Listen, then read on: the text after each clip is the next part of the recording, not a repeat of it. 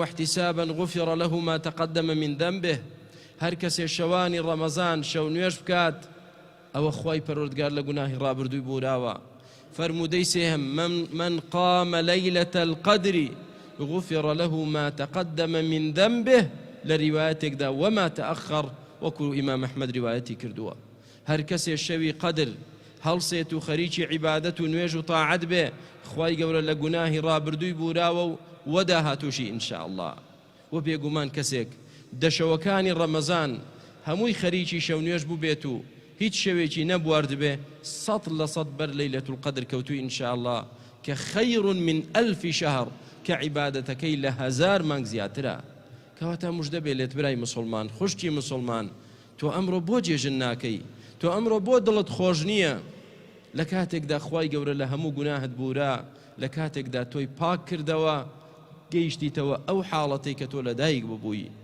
بەڕاستی جێگای دڵخۆشیە جێگای ئەوەیە کە مسلمان ئەمڕۆ زۆر دڵی خۆش بێ.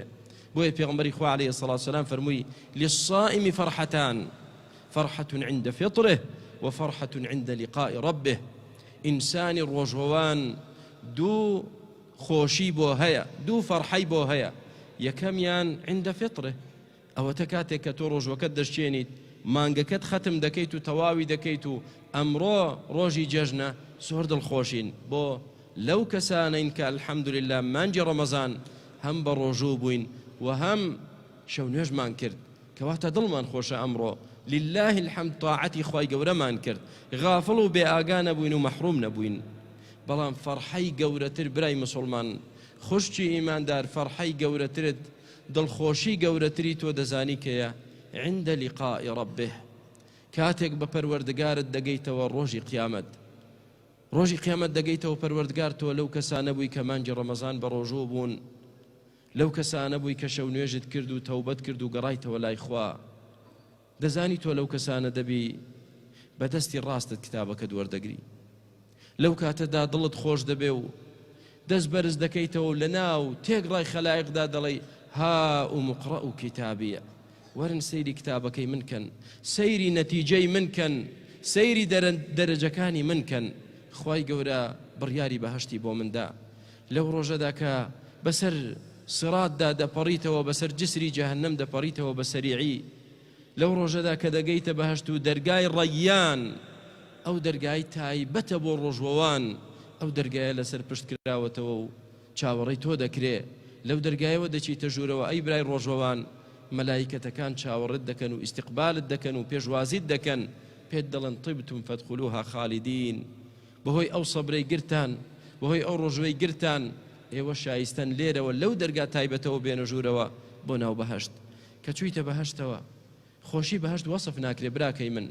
پێغەمبەری خوا عەلەیهی الصلاة والسلام دەفەرمێ خوای گەورە فەرموویەتی أعددت لعبادي الصالحين ما لا عين رأت ولا أذن سمعت ولا خطر على قلب بشر. ئامادەم کردووە لە بەهەشتدا بۆ بەندە چاکەکانم شتانێکم بۆ ئامادەکردوون لە بەهەشتدا کە نە بە چاو بینراوە نەک من و تۆ نەمان بینیوە هیچ کەسێک بە چاو نەیبینیوە ئەو شتە خۆشە و هیچ گوێچکەیەک نەیبیستووە و هەر بە خەیاڵیش بە خەیاڵی هیچ کەسێکماندا نەهاتووە. ئەوەندە خۆشی بەهەشت ئامادە کراوە بۆ تۆ کە گەیشتیتە ناو بەهەشت و خۆشیەکانی هەر کەسێک قەسری خۆی و کۆشتی خۆی دیارە و دەیزانێت لەکوێ و دەچێ بۆی. لە قەسرەکەتدا چی هەیە؟ ئەو قەسرەی بەهەشت لە چی دروست کراوە؟ لەبینەة من ذهب ولبینەة من فضة هەر خشتێکی لە زێڕ و خشتێکی لە زیو و تینەکەی لە میسکە و هەروەها فەرشەکەی لە یاقوت و مەرجانە و حور العین چاوەڕێت دەکا و کەسانی خۆت و خێزانت و مناڵیشت والذين آمنوا واتبعتهم ذريتهم بإيمان ألحقنا بهم ذريتهم. ئەو کەسانەی کە ئیماندار بوون ژن و منداڵیشیان ئیماندار بوون خوای گەورە بە یەکتریان دەگەیەنێتەوە لەو خۆشی بەهەشتدا وأقبل بعضهم على بعض ڕوو دەکەنە یەکتر و بەخۆشی لە ناو بەهەشتدا دادەنیشی. دەیتە دەرەوە سیر دەکەی پەروەردگار قەسرێکی تریشی بۆ تۆ داناوە. ئەم قەسرەیان چییە؟ من بنا لله بيتا بنى الله له بيتا في الجنة. هەر کەسێک ماڵێک بۆ خوا دروست کە مزگەوتێک کات یا دەستی هەبێ لە دروستکردنی مزگەوتدا خوای پەروەردگار قەسرێکی بۆ دروست دەکا لە بەهەشتدا. ئەمە قەسرێکی تر و کۆشکێکی ترت دەیتە دەرەوە پەروەردگار بینایەکی تری بۆ تۆ تەرخان کردو ئەمەیان چییە؟ ئەمەیان بەهۆی ڕەوش جوانیەکەتە، بەهۆی ئەوەتە کە خۆت لە درۆ پاراست، بەهۆی ئەوەتە کە خۆت لە مجادلەی بێ سوود پاراست. پێغەمبەری خوا عەلەیهی السەڵاتو وەسەلام دەفەرمێ من ترك المراءة بنى الله له بيتا في ربض الجنة وإن كان محقا بنى الله له بيتا في ربض الجنة. هر کەسێ واز لە مناقەشە و مجادلەی بێسوود بێنێ خوای گەورە ماڵێکی لە ئەطرافی بەهەشت بۆ داناوە. ومن ترك الكذب وإن كان مازحا بنى الله له بيتا في وسط الجنة. هر کەسێ واز لە درۆ بێنێ بەگاڵتەش درۆ نەکا خوای گەورە لە ناوەڕاستی بەهەشت ماڵێکی تری بۆ داناوە. ومن حسن خلقه بنى الله له بيتا في أعلى الجنة. هر کەسێک ڕەوشتی خۆی جوانکە پەروەردگار ماڵێکی لە بەرزایەکانی بەهەشت بۆ داناوە. لەم لاوە لەو قەسرەی تر دەیتە دەرەوە پەروەردگار کۆشکێکی تری بۆ داناویت بەهۆی چیەوە؟ پێغەمبەری خوا عەلەیهی السەڵاتو وەسەلام دەفەرمێ من صلى في اليوم 12 ركعة. هر کەسێک لە ڕۆژێکدا 12 ڕەکعاتی سنت بکە سنەتەکانی پێشنوێژ و پاشنوێژەکان خوای گەورە ماڵێکی بۆ لە بەهەشت داناوە. براکانم لە خۆشیەکانی بەهەشتدا ئەو ڕۆژە فەڕەحی گەورەتە ئەی ئیماندار بۆ تۆ کەسێکی بە ڕۆژووی دەرگای تایبەتت هەیە بۆ چوونە بەهەشت، کەسێکی سنت دەکەی، کەسێکی خێر دەکەی، کەسێکی ڕەوشت جوانە، جاوەرە ئەو خۆشیە خۆشی ڕاستەقینەیە کە لە ڕۆژی قیامەتدا دەستت دەکەوێ.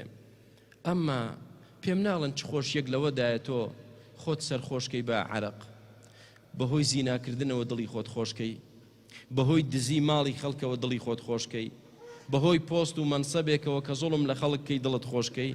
ئەرێ تا کوێ دەڕوا؟ تا کەی بڕدەکا؟ تا ئەو ڕۆژەی کە ڕوح دێتە قوڕگتەوە جا خوا پەناماندا دەبێ حاڵت چی بێ. ئینجا دوای ئەوە بە درێژایی ژیانت کە نامریت لە ناو دۆزەخدا بی و لە عەزابی خوادا بی و خوای پەروەردگار لێت تووڕە بێ. بەڕێزەکانم جێگای دڵخۆشیە مسلمان دڵی خۆش بێ. لەم ڕۆوە بۆمان دەردەکەوێ، لە جەژنی فطرەوە بۆمان دەردەکەوێت کە فعلاً سەعادەت و مای دڵخۆشی لەوەدایە کە ئینسان تاعەتی خوا بکە. ئەرێ چەندێک دڵخۆش بوون ئیمانداران لەو مانجی ڕەمەزانە. ئەگەر ئەم ڕۆمان جێژن نەبوایە مسلمانی ئیمانداری ڕۆژوەوان خەریک دەبوو دڵی بتەقێ بۆ ڕەمەزان کۆتایی هات. چۆن دڵت ناتەقێ شەوان تا بەیانی لە ماڵەکانی خوا یەکترمان دەبینی بەیەکەوە عیبادەتی خوامان دەکرد، قورئانمان دەخوێند، بەڕۆژ بە ڕۆژوو بووین، هەستمان دەکرد دائیمەن ئێمە لە تاعەت و عیبادەت داین بۆ خوای پەروەردگار. ئێستا کۆتایی هات مانجی ڕەمەزان ڕۆی بەڵێ، بەڵام خوای پەروەردگار بۆی تەعویز کردویتەوە بە ڕۆژێک کە ڕۆژی جەژنە و دڵخۆشیە بۆ تۆی مسلمان. کەواتە شکری خوای گەورە بکەین هەر وەکو چۆن ئەم ڕۆژمان ڕۆژی جەژن يوم التكبير والشكر ولتكملوا العدة ولتكبروا الله على ما هداكم ولعلكم تشكرون. ئەمڕۆ ڕۆژی ئەوەیە خوای گەورە بە گەورەدا بنیت، ڕۆژی ئەوەیە کە شکری خوا بکەین لەسەر ئەوەی کە موفقی کردیت ئەی مسلمان، هیدایەتی دایی، یارمەتی دایی، بۆی ئاسان کردی بە ڕۆژوو بی، شەو نوێژ بکەی، دوعا بکەی، زکر بکەی، خێر و سەدەقە بکەی، زەکاتی فطر بدەی، کەواتە سوپاسی خوای پەروەردگار بکەین. ڕۆژی جەژنی مسلمان يوم التزاور والتواصل، ڕۆژی ئەوەیە کە ئێمە سەردانی یەکتر بکەین، بەتایبەتی التواصل بين الأرحام، صلەی ڕەحم و خزمەکان ئاگایان لە یەکتر بێ، کوڕ و کچ بچنەوە لای دایک و باوکیان، برا سەردانی برا بکە، خزم سەردانی خزم کە. ڕۆژی جەژنی مسلمان يوم التراحم، ڕۆژی بە یەکتر بەزەیی بە یەکتردا هاتنەوەیە کە تۆ سەیر دەکەی لە ماڵەکەتدا خواردنت هەیە، جل و پۆشاکی تازەت کردو بۆ خۆت و بۆ مناڵت، لەوانەیە خێزانی زۆر هەبێ، مناڵی هەتیوی زۆر هەبێ، فەقیر و هەژاری زۆر هەبێ کە هیچی نییە. بۆیە پێغەمبەری خوا عەلەیهی السەڵاتو وەسەلام زەکاتی فطری واجب کرد بۆ ئەوەی فەقیرەکانیش وەکو تۆ نانیان هەبێ بیخۆن، و بۆیە زەکاتت لەسەر واجب کراوە بۆ ئەوەی فەقیر و هەژارەکانیش وەکو تۆ جل هەبێ لە بەری کەن، ژیانیان خۆش بێ وەکو تۆ، محتاجی کەس نەبن. ئەغنوهم عن السؤال في ذلك اليوم. ڕۆژی جەژنی مسلمان ڕۆژی بە گەورەدانانی پەروەردگارە و ڕۆژی تەوبەکردنە.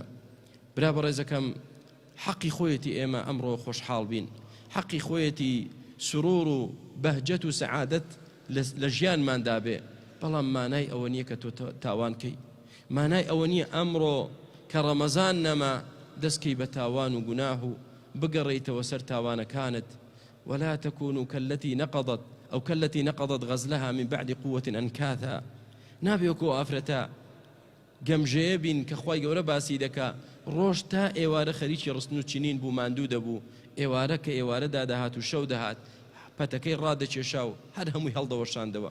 تۆ مانگێک خواپەرستیت کرد، مانگێک جەماعەتت کرد، مانگێک شەو نوێژت کرد، براکەی من نابێ ئێستا کە ڕەمەزان تەواو بوو دەی دەستکەیتەوە بە مەشروب خواردن، دەستکەیتەوە بەیانەی شەوانە، دەستکەیتەوە بە غەیبەت و بوهتان، دەستکەیتەوە بە حرام خواردن، دەستکەیتەوە بە جگەرە کێشان، دەستکەیتەوە بە دوورکەوتنەوە لە ماڵەکانی خوا و غافڵبوون لە جەماعات، واز بێنیت لە شەو نوێژ و نوێژی وتر. نابێ وابی برای بەڕێزم.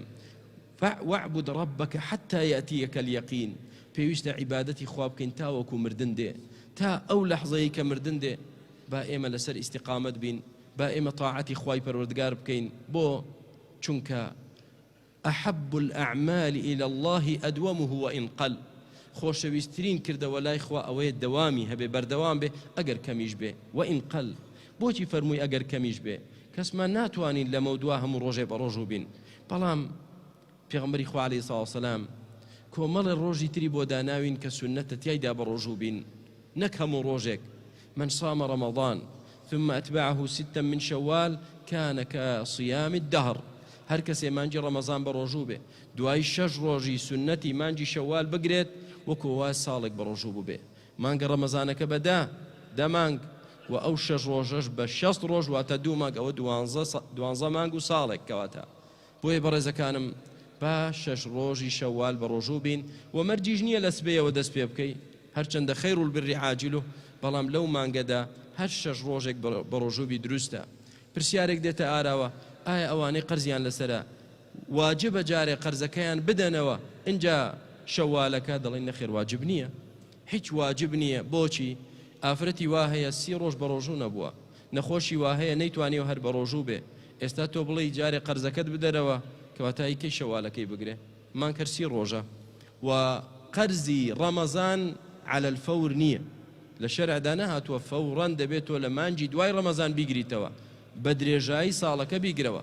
عائیشە ڕەزای خوای پەروەردگاری لێبێ دەفەرمێ من ڕۆژانێکم دەهاتە سەر بەهۆی عادەتی ئافرەتان و سوڕی مانگانە لە ڕەمەزاندا نەم دەتوانی بیگرمە و چەند ڕۆژە کەی دەمتوانی قەزاکەم بکەمەوە بیگرمەوە لە شەعبان پێش ڕەمەزانی ساڵی داهاتوو دەمگرتەوە قەرزەکانم. کەواتە پەلە بکە لە گرتنەوەی، بەڵام لەسەر خۆتی تەسک مەکەرەوە. بۆ نمونە 10 ڕۆژی ڕەمەزان قەرزارە، ئێستا 6 تریش بگرێت کەواتە 16 ڕۆژ قورسە، دەتوانی شەوالەکەت بگری، دواتر ئینشاء الله تعالى لە هەر مانگێکی تردا قەرزەکانت بدەیتەوە. ئەمڕۆ بەڕێزەکانم ڕۆژی ئەوەیە کە جەژنە پیرۆزە لە یەکتر بکەین و ڕۆژی ئەوەیە کە یەوم التەسامح، ڕۆژی لە یەکتر بردنە، ڕۆژی یەکتر عەفوکردنە. هەمومان بە درێژایی مانگەکە لە پەروەردگارمان پاڕاینەوە، اللهم إنك عفو تحب العفو فاعف عنا. ئەی پەروەردگار تۆ لێبوردەی، تۆ بەندەکانت عەفو دەکەی، دەی ئێمەش عەفوکە. ئەی دەتەوێت خوای گەورە عەفوت کا بەڵام تۆ کەس عەفو نەکەی؟ دەتەوێت پەروەردگار لە هەڵەی تۆ ببووری بەڵام تۆ لە هەڵەی کەس نابووری؟ کەواتە با ئێمەش لێبوردە بین، با یەکتر عەفوکەین. ئەی ئەو کەسانی بەینتان نییە لەگەڵ یەکتر، ئەی ئەو کەسانی دەنگتان لە یەکتر ڕاگرت و سەلام لە یەکتر ناکەن، ئەی ئەو کەسانی قەتعی سیلەی ڕەحمتان کردووە، تەوبە بکەن و بگەڕێنەوە لای خوا، تەوبە بکەن و برایەتی دروستکەنەوە و سەلام لە یەکتر بکەنەوە. لا يحل لمسلم أن يهجر أخاه فوق 3. حلال نییە بۆ هیچ مسلمانێک زیاتر لە 3 ڕۆژ دەنگ لە برای مسلمانی یا لە خوشتی مسلمانی ڕاگرێ، ناکرێت لەوە زیاتر، تەنها 3 ڕۆژ. بۆیە ئەمڕۆ با ڕۆژی ئاشتەوایی بێ، ڕۆژی لێبوردەیی بێ، ڕۆژی یەکتر عەفوکردن بێ، ڕۆژی سەلام لە یەکترکردن بێ ئینشاء الله تعالى، بۆ ئەوەی خوای پەروەردگاریش ئێمە عەفوکە و بۆ ئەوەی پەروەردگاریش لە ئێمە ببورێت. داواکارم لە پەروەردگار بۆ خاتری ناوە جوانەکانی وەصیفاتە بەرزەکانی تاعەتی قبول کردبین، لێمان بورابێ، عەفوی کردبین، بەر لەیلەتول قەدری خستبین. یا رب العالمین لەو کەسانەمان کەی کە دوای ڕەمەزانیش ئیستیقامەیان دەبێ و بەردەوام دەبن لەسەر تاعەتی تۆ.